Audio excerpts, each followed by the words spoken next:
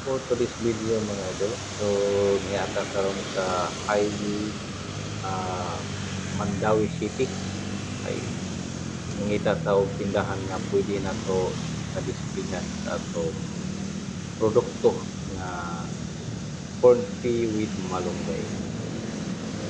So mao siya after sa akong trabaho ni turoy ta diri sa Dakbayan sa Mandawi City. Nangita tag pwede na to kadisplingan sa atong kape. So di na ta padung sa Pacific Mall. So padung na ta sa Paknaan. Ug unya naabot na dayon ta diri sa Tabuk, Mandawi City kani atbang sa merkado. So nata diri gi-display nga corn tea with malunggay.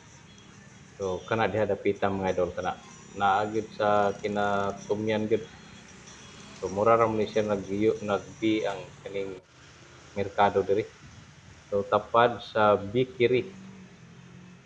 Oh, tapad na ng bakery mao na diha nasa silong ang display sa atong lamian nga kape. Oh, mao ni siya oh.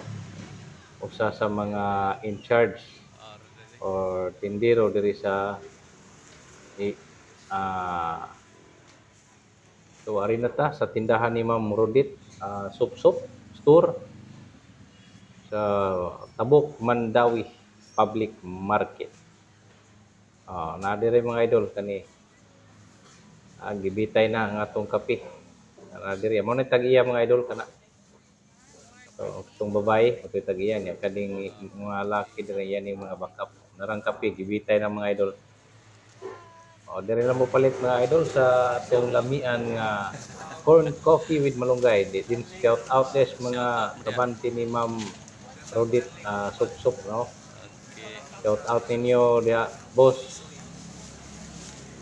Thank you, thank you.